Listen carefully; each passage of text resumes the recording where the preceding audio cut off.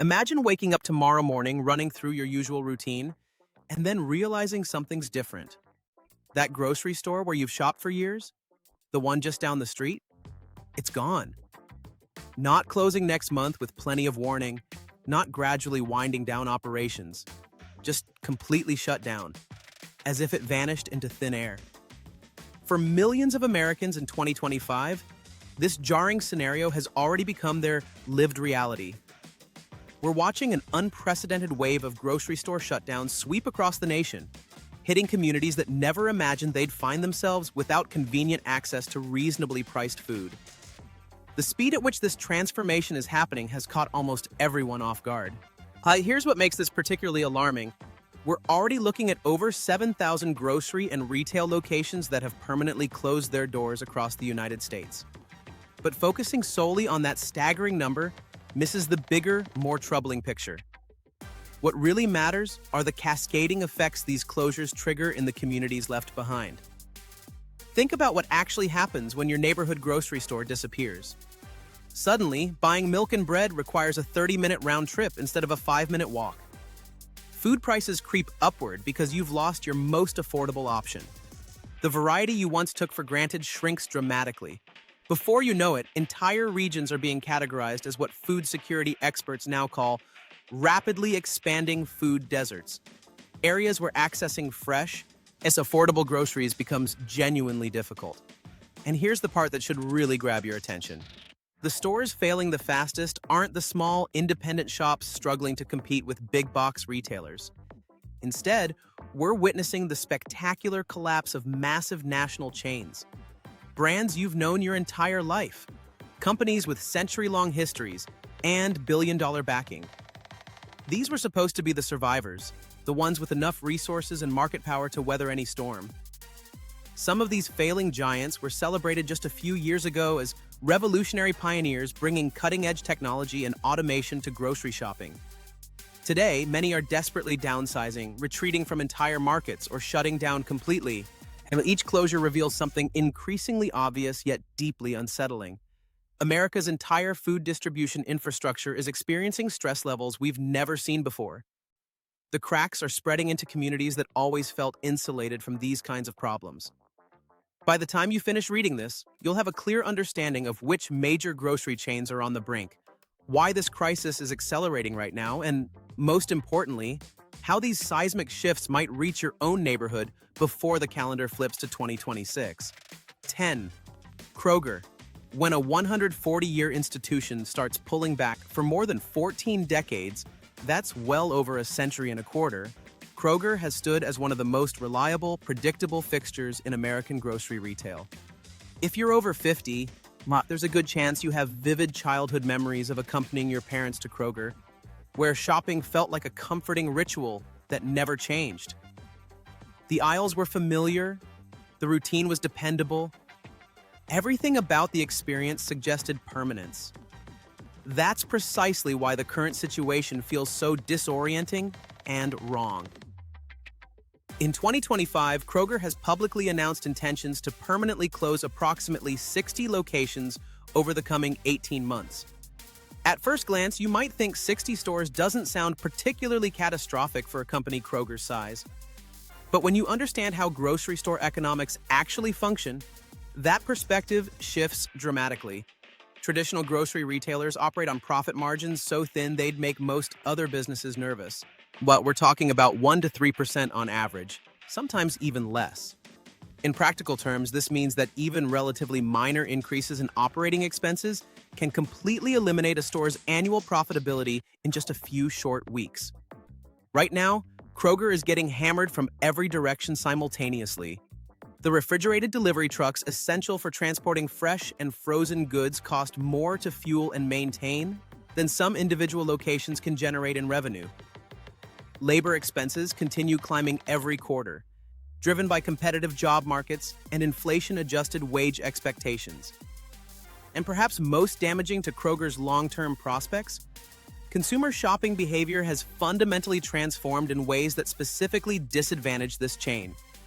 Today's middle-income households have become strategic, fragmented shoppers. They'll hit Walmart when they need rock-bottom prices on household staples. They'll make quick runs to Aldi when they want cheap, efficient shopping trips. They'll stock up at Costco when buying in bulk makes financial sense. Meanwhile, younger consumers obsessively hunt for deals and promotions rather than developing brand loyalty to any single retailer. Older customers living on fixed incomes are actively reducing their grocery spending because they've watched their receipts swell month after month, even when they're actually buying fewer items. All these dynamics leave Kroger stranded in what retail analysts call the dangerous middle. It's not the absolute cheapest destination, not the quickest option for time-pressed shoppers, and not the most aggressive discount player in the market. Plus, Kroger is simply caught between specialized competitors that each dominate a specific advantage. While this represents a serious strategic problem for corporate leadership, the real-world consequences fall heavily on actual communities and real people. In countless smaller towns scattered across America, Kroger isn't just another grocery option competing for market share. It's literally the only full-service pharmacy. It's the only reliable source for fresh produce and meat. It's the only realistic choice for families who simply cannot afford to burn extra gas driving 20 or 30 additional minutes just to purchase groceries. When a Kroger location shuts down in communities like these, it doesn't merely leave behind a vacant building collecting dust. It fundamentally disrupts the entire daily rhythm and routine that shaped how people in that town lived their lives. 9. Safeway. The quiet disappearance of a West Coast institution. For multiple generations of families living along the West Coast, Safeway has represented far more than a convenient place to pick up groceries between errands. It evolved into an integral part of the daily flow and rhythm of life, particularly for older adults who genuinely valued seeing the same familiar faces behind the counter, navigating the same well-known aisles week after week, and following shopping routines that felt reassuring precisely because they never changed. Safeway projected an aura of permanence and reliability, the sense that it would simply always be there when you needed it. In 2025, that deeply rooted feeling of security is rapidly crumbling. Throughout California, Washington, and Oregon, Safeway locations have started closing their doors with startling quietness, often without any meaningful advance notice. Just in the San Francisco Bay Area alone, 4 separate stores shut down within a single 12-month period. Regular customers pulled into familiar parking lots expecting to run routine errands, only to be confronted with darkened windows, locked entrance doors, and sometimes nothing more than a simple, hastily written sign taped to the front glass. There were no formal announcements to the community, no transition plans to help nearby residents adjust to the sudden loss, no time to prepare for the change. One ordinary Tuesday, the store was open for business as usual. The following Wednesday, it wasn't, and the lights were off for good. What's unfolding extends far beyond isolated neighborhood closures. Safeway operates under the massive Albertsons corporate umbrella, and when a parent company begins experiencing serious financial instability, every brand name operating beneath that corporate structure immediately feels the reverberations. Restocking delays that were once rare exceptions are becoming frustratingly routine. Product availability fluctuates unpredictably from one week to the next, making it impossible to count on finding what you need. Meanwhile, the fundamental cost of operating grocery stores along the West Coast continues escalating at rates that far exceed the slim profit margins any traditional supermarket can realistically maintain over time. I'd say customers who previously relied on Safeway as their default after-work shopping destination have started doing something they never used to do, carefully comparing their receipts across different stores. When they consistently see meaningfully lower totals at Walmart, Trader Joe's, or Costco for essentially the same basket of goods, many quietly alter where they shop going forward. Over weeks and months, these individual decisions compound and snowball. Yet ask longtime Safeway customers what bothers them most about these closures, and the answers usually aren't primarily about money or convenience. It's the emotional dimension of the loss.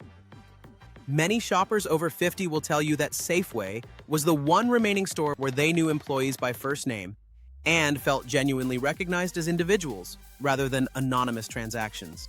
When that particular store closes unexpectedly, it registers as far more than just a retail business shutting down. It feels like the permanent disappearance of a valued shared space, a familiar community anchor that helped define and shape the character of everyday neighborhood life for decades. 8. Albertsons, the giant nobody expected to stumble. Albertsons is one of those brand names that felt so deeply embedded in American consumer consciousness that most people assumed it would exist forever. With a history stretching back nearly 90 years and a sprawling portfolio of regional brands including Safeway, Vons, Jewel Osco, and numerous other household names, the company seemed genuinely untouchable. Too massive, too established, too intricately woven into the fabric of everyday American grocery shopping to ever face serious existential threats. But the story, playing out in 2025, tells something dramatically different. Behind the polished corporate facade, Albertsons is navigating what may be the most precarious and vulnerable period in its entire 9-decade history. Financial industry analysts have begun issuing warnings and credit downgrades that virtually nobody expected to see attached to a grocery conglomerate operating at this enormous scale. Major credit rating agencies have officially flagged Albertsons as carrying a very high risk of debt default, a deeply troubling classification that sent genuine shockwaves reverberating through the retail investment world. These warning signs didn't materialize out of nowhere overnight. Long before major news outlets picked up the story, both customers and employees across California, Washington, and Nevada began noticing subtle but unmistakable changes in store operations. Shelves that were once consistently well-stocked took noticeably longer to get refilled. Product selection gradually narrowed without explanation. Veteran employees with years of experience quietly admitted to each other that day-to-day operations felt increasingly strained and off-kilter, even though corporate leadership wasn't acknowledging any problems publicly. Then came the financial revelation that truly rattled tens of thousands of workers. Reports emerged of a staggering $565 million shortfall in the company's pension fund. For the countless employees who invested decades of their working lives building their careers around these stores, counting on promised retirement benefits, that massive gap feels like having solid ground suddenly collapse into a sinkhole beneath their feet. Albertsons' leadership pinned their hopes on what they saw as a potential rescue plan, a proposed mega merger with Kroger. This massive consolidation deal was specifically designed to help both struggling companies survive an increasingly brutal and unforgiving retail landscape by combining resources and eliminating redundant costs. But federal regulators intervened decisively, blocking the merger on antitrust and competition grounds. That regulatory decision left Albertsons trapped in an extremely uncomfortable limbo. Not financially robust enough to confidently stand alone and compete effectively, but yet legally prohibited from merging to regain the stability and market power the company desperately needs. Now, Albertsons essentially exists in a state of prolonged corporate uncertainty, and every month spent in that precarious position pushes the entire organization incrementally closer to a potential breaking point that nobody wants to openly discuss. That financial instability and existential anxiety doesn't remain confined to boardroom discussions and analyst conference calls. Communities on the ground feel the ripple effects directly. Neighborhoods that have depended on their local Albertsons for convenient access to fresh groceries and essential pharmacy services can sense the mounting instability creeping into their daily routines. As nearby small businesses lose crucial foot traffic that once spilled over from grocery shopping trips, older shoppers express growing worry about potentially losing the familiar store they know best, the one location that feels accessible, reliable, and comfortable precisely because it's been there for so long. 7. Amazon Fresh. When the future arrives and then quickly retreats. When Amazon Fresh stores first started appearing in select cities, it genuinely felt like the entire grocery industry had finally catapulted into the future everyone had been promised for years. The concept was elegant and seductive. Shoppers could simply walk into the store, grab exactly what they needed from the shelves, and walk straight back out to their car without ever pausing at a checkout counter. No frustrating lines snaking toward the registers. No forced awkward small talk with cashiers. No standing trapped behind shopping carts overflowing with items during the predictable evening rush hour. The whole experience looked impossibly smooth, impressively high-tech, and completely inevitable. The kind of bold, audacious leap forward that only a company with Amazon's resources and technological expertise could realistically execute. By 2025, that futuristic promise has crashed headlong into stubborn, real-world economic limitations and unexpected human factors. And the actual outcome looks absolutely nothing like what the early promotional hype enthusiastically suggested would happen. Amazon has quietly but systematically shut down multiple Amazon Fresh locations scattered across various cities throughout the country. And examining the reasoning behind those closures exposes fundamental problems that even Amazon's cutting-edge technology ultimately couldn't overcome.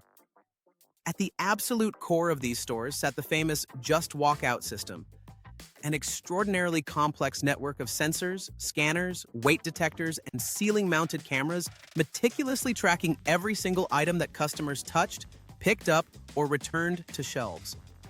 Building out a single store with this comprehensive technology infrastructure cost millions upon millions of dollars up front, and maintaining the sophisticated system demanded ongoing expenses that dwarfed traditional grocery operations. That kind of massive capital investment might work reasonably well in certain other retail sectors with healthier profit margins. But grocery retail operates on some of the absolute slimmest margins found anywhere in commercial business. When the staggering price tag of the underlying technology consistently outweighs the modest profit generated from actually selling food sitting on those shelves, the fundamental business math simply collapses and falls apart completely. Inside the stores themselves, the customer experience was genuinely impressive from a technological standpoint. There's no denying that. But it was also tellingly incomplete in crucial ways. The sophisticated technology could accurately log which items you picked up and automatically charge your account, but it couldn't perform simple human functions that matter deeply to many shoppers. It couldn't answer straightforward questions about products. It couldn't explain subtle differences in expiration dates, or help you understand which produce would stay fresh longest. It couldn't suggest which variety of apples tasted sweeter that particular week, or notice when the lettuce looked tired and wilted and needed immediate attention. Most significantly, the technology couldn't possibly offer the familiar personal human connection and casual interaction that many shoppers genuinely rely on as part of their routine. Through this expensive experiment, Amazon learned a lesson that traditional grocery retailers have deeply understood for many decades. Grocery shopping fundamentally isn't just about raw efficiency and transaction speed. It's an emotional routine that customers have built over years, grounded in elements of trust, physical touch, sensory evaluation, and ingrained habit. Food shopping is intensely personal in ways that sophisticated algorithms and artificial intelligence consistently struggle to authentically replicate or replace. Communities watching this experiment noticed it falling apart in real time. Customers who genuinely enjoyed the technological novelty felt confused and somewhat betrayed when their convenient local store suddenly closed without much explanation. Meanwhile, other shoppers who remained skeptical of the automated approach from the very beginning viewed these shutdowns as definitive proof that automation alone simply cannot replace the essential human dimension of buying food for your family. 6. Save a lot. When even the budget chain can't survive, Save a Lot was originally created with an extremely clear, focused mission: to keep groceries financially within reach for working-class Americans living on genuinely tight budgets. For several decades, this chain deliberately stepped into neighborhoods and communities that other major retailers consistently overlooked or actively avoided. Places where every single dollar carried real weight, and where even modest price increases on basic staples could genuinely disrupt an entire family's carefully planned weekly budget. Because of that specific focus on serving lower-income communities, Save a Lot always felt like it would be one of the few grocery chains virtually guaranteed to survive any economic downturn. After all, when times get tough, people still need to eat, and they need affordable options more than ever. But in 2025, that seemingly reasonable assumption is being fundamentally challenged and disproven. Even a grocery chain designed specifically and intentionally for budget-conscious, low-income shoppers is now actively struggling just to stay financially afloat and keep its doors open. Over the past decade alone, Save a Lot has already permanently closed or sold off more than 300 individual locations across its footprint, and the ongoing pullback shows absolutely no signs of stopping or slowing down. In states throughout the Midwest and South, places like Missouri, Ohio, Kentucky, and Indiana, The pattern of decline has become depressingly familiar to residents. Store shelves gradually thin out over weeks and months. Product choices quietly shrink without announcement. Then, one completely ordinary day without any meaningful warning to the community, a simple printed sign appears taped to the front door announcing that the store has permanently closed, effective immediately. Some of these shutdowns happen so quietly and quickly that local residents don't even find out until they casually stop by after work expecting to grab groceries, only to see the lights turned off, the shopping carts chained together in the parking lot, and the entrance doors locked for good. There's no community meeting, no transition period, no advance notice, just sudden absence where there used to be affordable food. The fundamental problem isn't actually a lack of willing customers. Save a Lot's core shopper base never abandoned the stores or left for greener pastures. The much deeper, more intractable issue is that the very same people the chain was specifically designed to serve are themselves struggling so severely that they can no longer adequately support even a fragile, bare-bones business model operating in today's hyper-competitive grocery landscape. Rival discount chains like Dollar General, Aldi, and Walmart Neighborhood Market have systematically built logistics and distribution systems so ruthlessly efficient that they can sustainably keep prices rock-bottom low while still generating consistent profit. Save a Lot simply cannot match that extraordinary level of operational scale or supply chain efficiency. Its scattered franchise system lacks cohesion.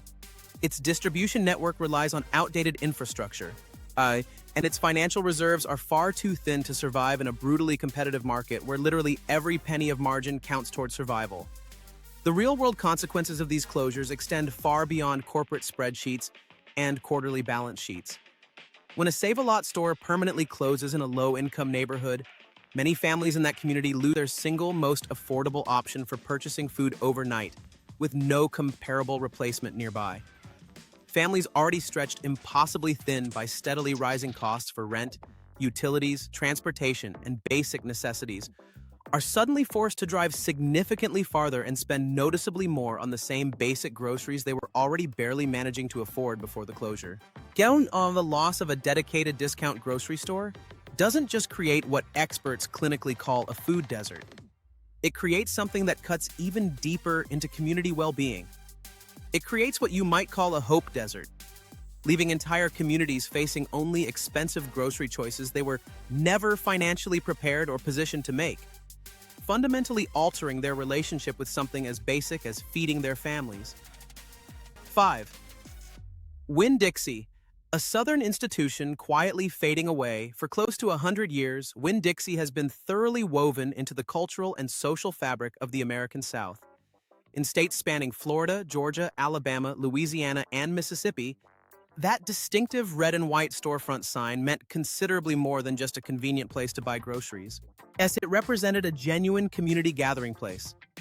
The spot where families naturally stopped after Sunday church services, where grandparents picked up ingredients for traditional Sunday dinners, and where daily shopping routines were quietly passed down from one generation to the next like treasured family recipes. Those deeply embedded traditions felt permanent and essentially unshakable, the kind of cultural institution that would always be there.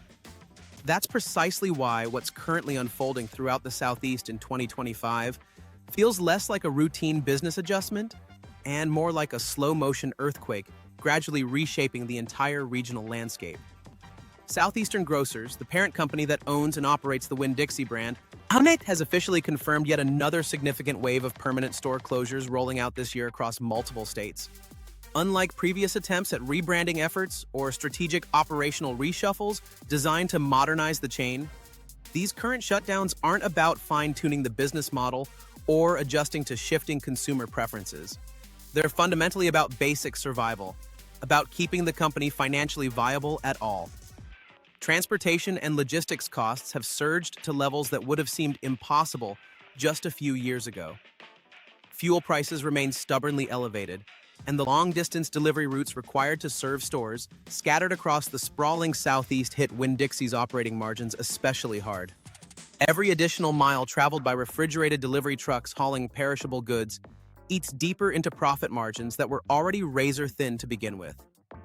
At the same time, wage levels throughout southern states have continued climbing steadily upward, driven by competitive labor markets and inflation-adjusted expectations. These rising operating expenses have pushed costs beyond what many older, established Winn-Dixie locations can realistically support, given their relatively modest sales volumes and aging infrastructure. The brand now finds itself uncomfortably caught between nostalgic memory and harsh economic reality. Shoppers who once remained fiercely loyal to Winn-Dixie out of habit and regional pride are increasingly prioritizing practical considerations, chasing lower everyday prices at Walmart, appreciating quicker, more efficient shopping trips at Publix, or hunting down weekly promotional bargains at rapidly expanding Aldi locations. Young families with children prioritize whatever fits their constrained household budgets most effectively. Older shoppers on fixed retirement incomes choose whatever saves them time, reduces driving distance, and stretches their limited dollars furthest.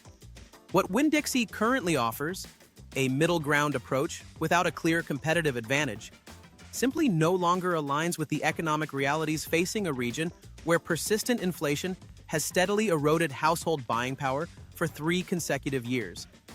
Yet the purely financial impact and business analysis tells only a fraction of the complete story. The emotional and cultural loss resonates far more powerfully for longtime community members. Young in many smaller southern towns, the permanent closure of the local Winn-Dixie clearly signals the end of a cherished, shared routine that genuinely helped anchor and define the community's identity for generations. Nearby restaurants and cafes see noticeably fewer customers when foot traffic disappears. Small local businesses feel the economic slowdown ripple through their sales. And for longtime residents who've lived in these towns for decades, it represents the quiet disappearance of a familiar landmark that once shaped and defined the comforting rhythm of everyday community life. 4. Sprouts Farmers Market. When healthy eating becomes unaffordable for quite a long time, Hainan Sprouts Farmers Market occupied a unique and valuable position in American grocery retail. It represented a genuinely healthier way to eat and shop without the severe sticker shock that traditionally comes with shopping at premium retailers like Whole Foods.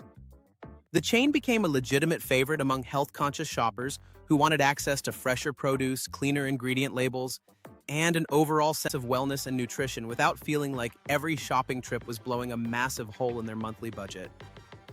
In 2025, that attractive value proposition is rapidly falling apart and becoming unsustainable.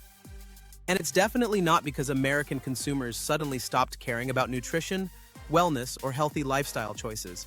The core problem is that the actual price of consistently maintaining those healthy eating habits has climbed well past what most ordinary households can realistically afford within their grocery budgets.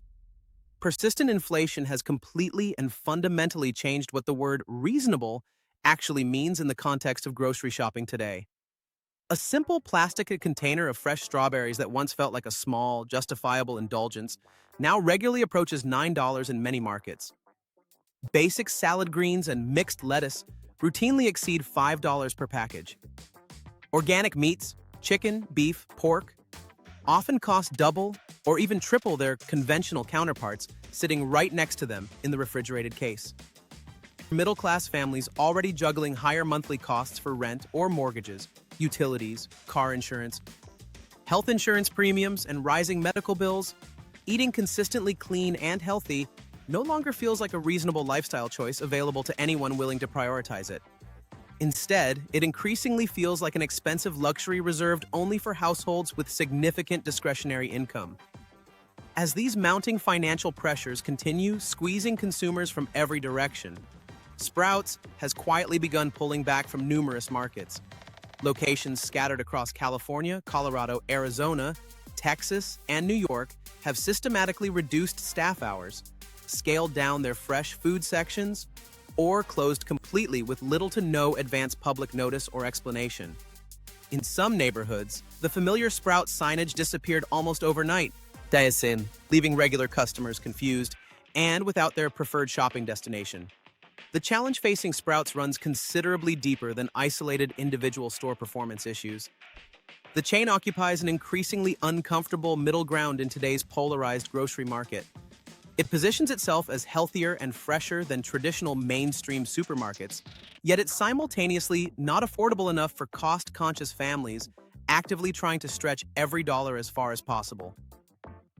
Trader Joe's consistently undercuts Sprouts on price through extreme operational efficiency and deliberately limited product selection focused on private label items.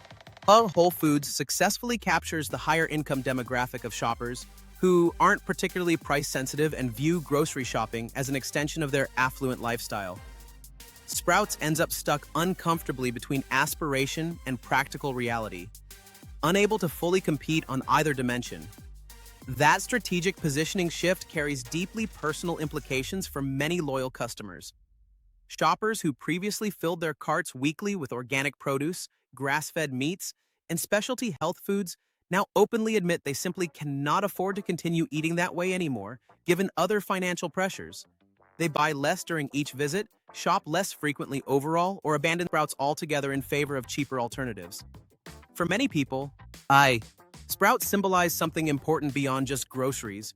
It represented balance and possibility, a welcoming place where taking genuine care of your health and your family's nutrition still felt achievable and accessible for ordinary middle-class families. Watching that sense of balance and possibility disappear from their community feels like losing something considerably more significant than just another grocery store option. It feels like losing a small but genuinely meaningful source of hope and agency over their own well-being.